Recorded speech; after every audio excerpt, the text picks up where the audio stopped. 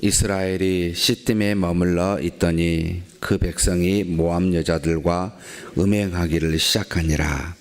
그 여자들이 자기 신들에게 제사할 때에 이스라엘 백성을 청하매 백성이 먹고 그들의 신들에게 절하므로 이스라엘이 바알보올에게 가담한지라. 여호와께서 이스라엘에게 진노하시니라. 여호와께서 모세에게 이르시되 백성의 수령들을 잡아 태양을 향하여 여호와 앞에 목매어 달라. 그리하면 여호와의 진노가 이스라엘에게서 떠나리라. 모세가 이스라엘 재판관들에게 이르되 너희는 각각 바알보올에게 가담한 사람들을 죽이라 하니라. 이스라엘 자손의 온 회중이 회막문에서 올 때에 이스라엘 자손 한 사람이 모세와 온 회중의 눈앞에 미디안의 한 여인을 데리고 그의 형제에게로 온지라. 제사장 아론의 손자 엘레아살의 비느하스가 보고 회중 가운데서 일어나 손에 창을 들고 그 이스라엘 남자를 따라 그의 막사에 들어가 이스라엘 남자와 그 여인의 배를 꿰뚫어서 두 사람을 죽이니 연병이 이스라엘 자손에게서 그쳤더라. 그 연병으로 죽은 자가 24,000명이었더라. 여호와께서 모세에게 말씀하여 이르시되 제사장 아론의 손자 엘레아살의 아들 비느하스가 내 질투심으로 질투하여 이스라엘 자손 중에서 내 노를 돌이켜서 내 질투심으로 그들을 소멸하지 않게 하였도다. 그러므로 말하라. 내가 그에게 내 평화의 언약을 주리니 그와 그의 후손에게 영원한 제사장 직분의 언약이라. 그가 그의 하나님을 위하여 질투하여 이스라엘 자손을 속죄하였음이니라.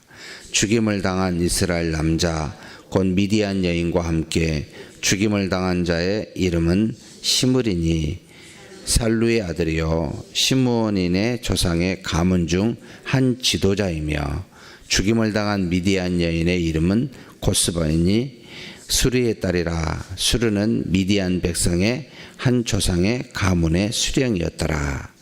여호와께서 모세에게 말씀하여 이르시되 미디안인들을 대적하여 그들을 치라.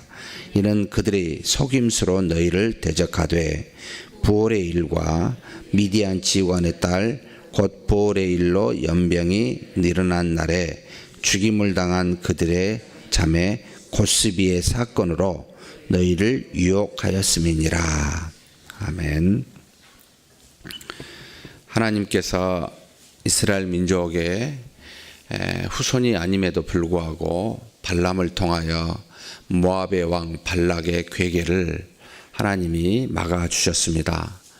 저주를 하기는커녕 발람을 통하여 하나님께서는 3번이나 축복케 하심으로 하나님이 택한 이스라엘 백성이 어찌 그리 아름다운가라고 고백하게 하고 모든 외부의 적으로부터 위험으로부터 하나님이 보호하고 계셨음을 우리는 23장, 24장에서 보게 됩니다. 그런데 이 외부의 적이 문제가 아니라 항상 내부의 적이 그 공동체를 허무는 가장 큰 어쩌면 외부의 적보다 더 무서운 적이기도 합니다. 바로 이 문제가 25장에 곧바로 나타나게 됩니다. 이스라엘 백성이 이제는 그 가나안 땅 입성하기 직전에 시딤이라는 곳에 머물러 있었을 때 모압 땅의 끝이요 암몬 땅의 시작이기도 합니다.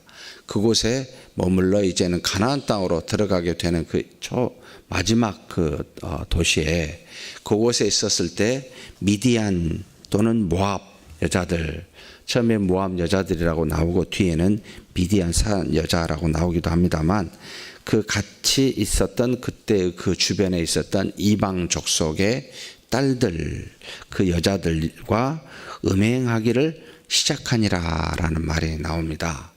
하나님의 백성이 외부의 적을 막고 계시는 하나님의 은혜 속에 거할 때 항상 조심해야 될 부분은 우리 안에서 부패입니다. 우리 안에서의 죄악입니다. 안에서 일어나는 죄로 말미암아 곧 하나님의 진노가 발응하여 연병으로 말미암아 2만 4천 명이 죽는 사건이 일어나게 됩니다. 이 아내의 죄악이 어떻게 해서 이렇게 일어날까라고 조금 더 면밀하게 살펴보면은 이스라엘 백성이 모압 여자들의 어떻게 해서 이 음행이 들어오기 시작을 했을까 자세히 나와 있지는 않습니다. 그런데 일반적으로 당시의 이스라엘 백성의 풍습은 아브라함의 풍습을 따라서 같은 족속 안에서 이스라엘 족속 안에서 결혼하고 함께 동거하는 그와 같은 풍습이 물론 하나님이 그렇게 명하신 것은 아니지만 그와 같은 풍습이 있어 왔습니다. 그 가장 큰 이유는 하나님께서 이스라엘 백성 외에 밖에 다른 사람들과 접하였을 때 접한다라는 말은 결혼한다는 말도 되고 함께 먹고 마신다라는 말이 되는데 육체적으로 밀접한 관계를 갖게 될 때 밖에 있었던 이방 민족들의 당신은 고대인이었기 때문에 고대에 거의 모든 일상적인 삶은 종교와 밀접한 관련을 맺고 살게 됩니다. 그래서 그들이 가지고 있었던 생활 양식인 우상 숭배의 양식이 이스라엘 백성으로 그대로 들어와 먹고 마시고 거하는 장소에서 하나님을 믿고 따르기보다는 다른 이방 민족이 따르는 우상을 숭배하게 되는 일들이 있을까 봐 하나님께서는 이 부분에 대해서는 굉장히 엄정하게 우상을 숭배하지 말라라고 10계명에 적어도 3계명을 그들에게 주어 엄정하게 하나님의 자녀로서 거룩한 백성임을 지키도록 하셨고 이 부분에서만큼은 하나님이 질투라는 표현을 씁니다. 별로 좋지 않는 용어임에도 질투하시는 하나님, 참지 못하여 분을 폭발하시는 하나님, 우상 숭배할 때는 가만히 있지 않겠다라는 겁니다. 그래서 이와 같은 것을 엄격하게 금하기 위하여 이스라엘 백성이 가나안 땅을 정복할 때도 뒤에 보면은 진멸하라고 그럽니다. 모든 사람을 남녀노소 할 것 없이 심지어 그들이 가지고 있는 동물까지도 진멸시켜버리라고 그럽니다. 왜냐하면 그들의 양식 곧 우상을 숭배하는 양식이 들어오게 되면은 우리 육체만 죽는 것이 아니라 하나님을 떠나 우리의 영이 하나님과 단절되어 사망이 우리에게 오기 때문에 이것에 대해서 가장 하나님이 염려하고 막았던 부분입니다. 그런데 이 영적인 우상을 숭배하여 하나님과의 단절이 이루어지는 것은 처음에 영적인 것부터 시작하지 않습니다. 보면은 그 모압 여자들과 음행을 시작을 하고 음행을 하게 된 여자들과 함께 그 여자들이 자기 신들에게 제사할 때 이스라엘 백성을 청합니다. 누구를 청하겠습니까? 아무 상관없는 사람을 청하는 것이 아니라 자기와 관계를 맺고 아는 사람들이겠죠. 이런 사람들을 청함에 백성이 먹고 그들의 신들에게 절함으로 육체적 타락은 반드시 영적인 타락으로 이끌어 간다라는 것을 꼭 기억해야 됩니다. 먹고 마시는 문제로 우리가 육체적으로 그 부분을 열어놓게 되면 그러면 그것으로 말미암아 하나님을 믿는 믿음에서 떠나 하나님을 알지 못하는 이방 백성들이 추구하는 그들이 믿고 따르는 것으로 우리로 그쪽으로 끌고 가게 되어서 결국은 하나님을 믿는 믿음에서 저버려 영적으로 하나님과 단절되는 우리도 모르게 우상을 숭배하고 있는 그러면서 하나님의 전에 제사를 드리고 있는 그와 같은 굉장히 어리석은 사람들이 되어버리고 맙니다. 그러니 먼저 눈에 보이는 우리 육체의 삶에 하나님의 말씀에서 떠난 육체적으로 타락한 일이 없는지를 먼저 살펴보아야 됩니다. 내가 굉장히 쉬운 먹고 마시는 일부터 주변에 내가 살고 있는 영역으로부터 혹 어떤 하나님께로부터 떨어져 있는 그런 육체적 삶을 살고 있지는 않나. 이것은 반드시 하나님과 단절케 하는 영적인 사망을 일으키게 하는 우상을 숭배하는 쪽으로 반드시 끌어가 버리기 때문에, 그래서 각별히 처음부터 작은 것을 주시해야 됩니다. 그런데 감사하게도 눈에 보이는 것들입니다. 눈에 보이는 것들로 유혹이 옵니다. 음행으로, 쉽게 이야기해서 모함 여자들, 미디안 여자들, 먹고 마시는 것들 눈에 보이게 오게 되어 있습니다.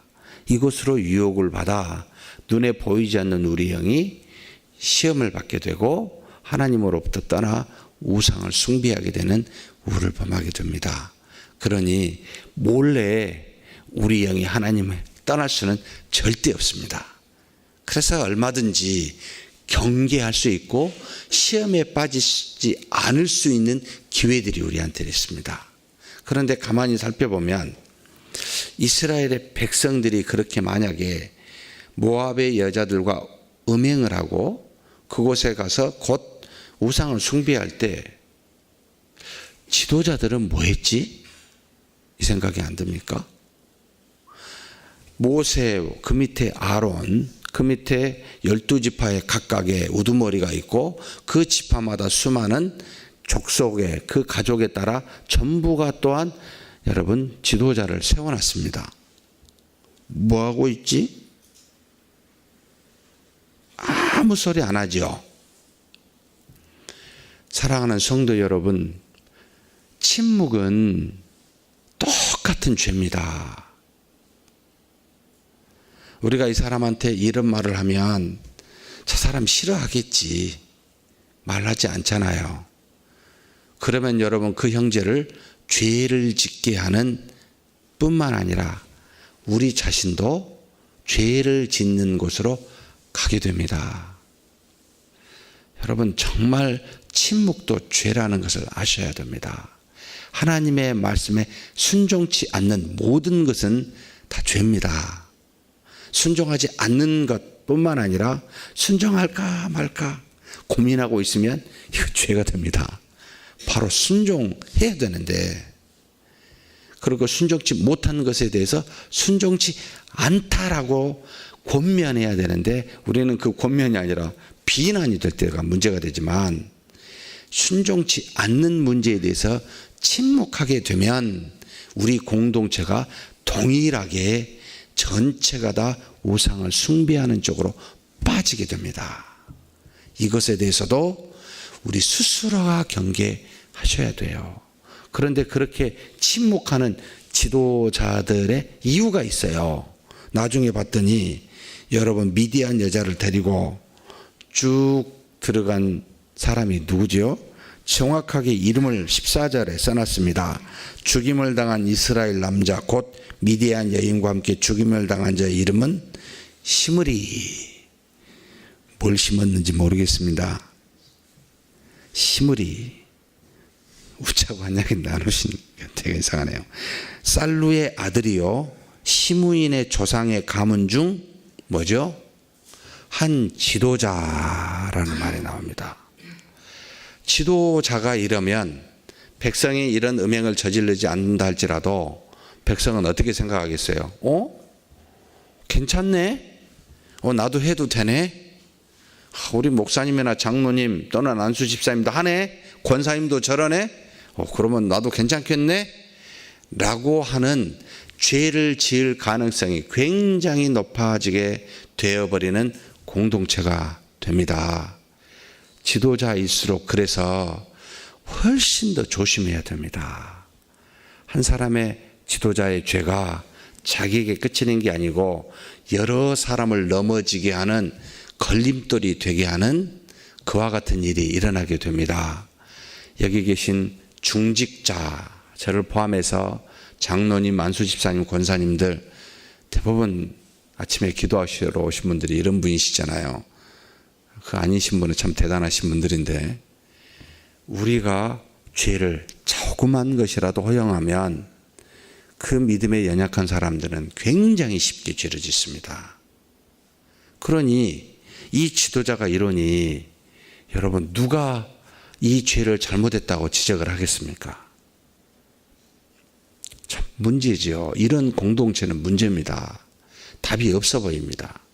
하나님의 진노로 벌을 받아 돌이키게 하기 전에는 답이 없어 보여요. 정말 각별히 조심해야 됩니다.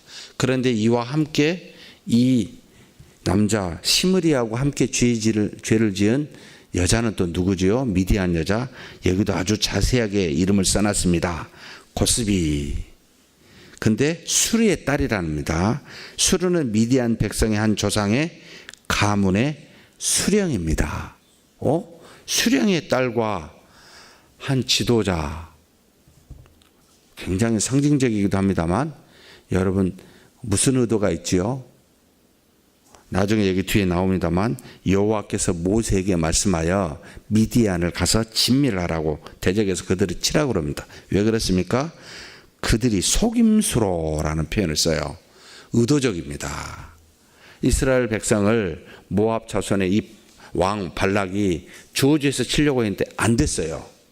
다음 방법을 쓰는 거죠. 함께 섞어버리자 우리. 그러면 싸우지 않고 우리 민족이 멸망당할 일이 없지 않느냐라고 해서 먹고 마시고 함께 그들이 거하는 곳으로 끌어들이는 이 방식, 곧 이런 것을 써서 미디안에 있는 여자들, 모압에 있는 여자들을 의도적으로 보낸다는 겁니다. 사랑하는 성도 여러분, 우리의 거룩성을 해치는 악한 영의 계략이 이와 같습니다. 야, 똑같지 않냐? 뭐 우리 사람인데, 이 땅에 사는 사람인데 뭐 별반 다를 게 있냐? 같이 이렇게 먹고 마시자 라고 우리의 삶에 들어옵니다. 이것을 경계치 아니하면 우리의 영도 따라가게 됩니다. 우리가 직장에서나 사회에서나 가정에서나 매 일반처럼 다른 믿지 않는 사람과 동일하게 살게 된다면 똑같은 우상을 섬기게 되는 우를 속임수에 빠지게 됩니다. 이 일을 경계하십시다. 그렇지 아니하면 나중에 하나님을 떠나 우상을 섬기고 그러면서도 하나님 앞에 예배드린다고 나와 있는 어리석은 이스라엘 백성과 같이 되어버리고 맙니다. 그런데 이것을 돌이키게 하시는 하나님의 방식이 놀랍습니다. 연병을 주어서 그 진노를 표출하게 되는데 24,000명이 죽습니다. 다행히 24,000명이 죽기까지 안 그랬으면 더 죽을 뻔했어요. 여호와 하나님께서 모세에게 이것을 이야기하고 명령하십니다. 누구를 목매달아 죽이라고요. 굉장히 놀라운 말씀을 하십니다. 여호와께서 모세에게 이르시되 백성의 수령들을 잡아 태양을 향하여 여호와 앞에 목매어 달라라고 명령하십니다. 지도자들 전부 죽이라는 겁니다. 뭐 하냐는 거죠. 오히려 이 일에 적극적으로 주도적으로 동참한 지도자들 뿐만 아니라 그렇지 않는 지도자를 할지라도 그 죄에 대해서 한마디도 하지 않고 이스라엘 백성이 그와 같은 타락을 방조하고 있으니 죽이라는 겁니다. 그들의 죄가 먼저다. 그런데 따랐습니까? 참 모세도 못 따릅니다. 뭐라고 명령을 하냐면 여호와께서 그와 같이 명령했는데 5절에 보니까 모세가 이스라엘 재판관들에게 이릅니다. 너희는 각각 바알 부올에게 가담한 사람들을 죽이라. 그 우상에 가담한 사람을 죽이라고 그럽니다. 하나님은 누구를 죽이라고 그랬죠? 지도자를 죽이라고 그랬어요. 수령들을요. 그런데 모세가 생각할 때 이건 너무 부당하게 보이잖아요. 직접적으로도 아니고 좀 말 좀 안 했을 뿐이고 가르치지 않았을 뿐인데 직접 죄를 지은 사람을 죽이자라고 그 명령을 변경시켜 버립니다. 이게 우리인지도 모르겠어요. 여러분 하나님의 말씀을 그대로 따라야 됩니다. 그렇지 아니하니 24,000명이라는 엄청난 사람들이 죽게 됩니다. 그 안에는 남자나 여자나 여러분 이 연병이 그래 이 사람은 우상을 숭배했으니까 죽이고 이 사람은 안 했으니까 피하자라고 했겠어요? 무고한 사람들까지 불이 나면 모든 믿는 사람이나 믿지 않는 사람이나 가리지 않고 태워 사고를 주듯이 수많은 사람에게 고통을 안겨줍니다. 그런데 이와 같은 것을 돌이키게 한 바로 지도자 한 사람이 있었습니다. 아론의 손자였습니다.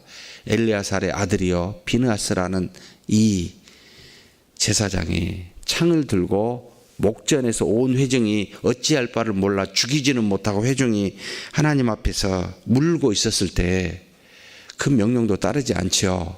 울고 있습니다. 죽이지 못하고. 그런데 목전에서 이 두 남녀가 온 것을 보고 창을 들고 가서 죽입니다.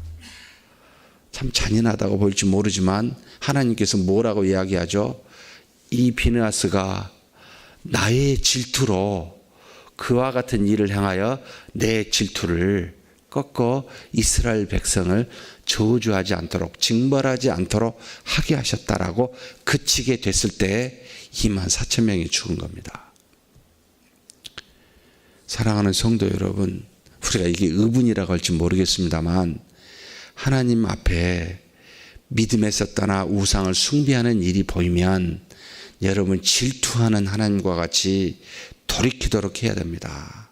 비느하스와 같이 우리의 거룩성이 떨어져 나가는 일을 엄격하게 살펴야 됩니다. 이 육체적인 죄가 우리의 영을 죽이기 때문에. 그러나 이것은 우리 자신과 그 사람과 모든 공동체를 살리는 일이기에 아무리 작더라도 크더라도 죄에서만큼은 절대로 용납해야만 안 된다라는 생각을 엄정하게 해야 됩니다. 내가 좋아하니까 사랑하니까 지도자니까 여러분 필요 없습니다. 하나님 앞에서. 그런데 그 죄인에 대해서는 아무리 뭐라 할지라도 사랑해야 됩니다. 전에 나한테 뭐라고 싸웠다고 마음속에 꼭 담고 다니시는 그러지 마십시다. 하나님이 사랑하여 세운 사람입니다. 우리도 말 안 해서 그렇지 누군가에게 상처를 준 사람 아니었습니까? 여러분, 죄는 정말 작은 것도 질투해서 없애야 되고 죄인은 돌이켜서 사랑하는 그런 저와 여러분이 되기를 주의 이름으로 축복합니다. 하나님 아버지 감사합니다. 우상에 빠진 이스라엘 백성, 음행을 통하여 바알을 섬겨 하나님을 떠난 그 엄청난 죄악을 그들이 하나님 앞에 돌이키지 못하였을 때 비느하스가 하나님이 주시는 그 질투로 그들을 죽여 이스라엘 백성을 하나님의 진노로부터 구한 것을 보게 됩니다. 우리가 우리 자신의 죄를 엄정하게 살필 수 있는 지혜와 능력을 더하여 주옵소서. 질투하는 하나님과 같이 우리 자신의 죄를 질투하여 보고 절대로 우리의 거룩한 공동체 안에 정말 누룩과 같은 그런 죄를 용납하지 않는 우리 자신이 되게 하여 주시되, 그러나 죄인을 사랑하여 그리스도께서 십자가에 죽으심과 같이 우리도 그 죄인을 사랑할 수 있도록 도와주시옵소서. 하나님이 그렇게 질투하시면 이스라엘 백성을 멸망시키려는 목적이 아니라 하나님의 백성으로 거룩하게 세우고자 하는 그 세움의 목적인 줄 믿사오니 우리도 그와 같이 우리 안의 죄를 도말하는 일들이 있게 하여 주시고 죄인을 사랑하여 세우는 일이 있게 하여 주시옵소서. 감사하고 우리 주님 예수님의 이름으로 기도하옵나이다. 아멘.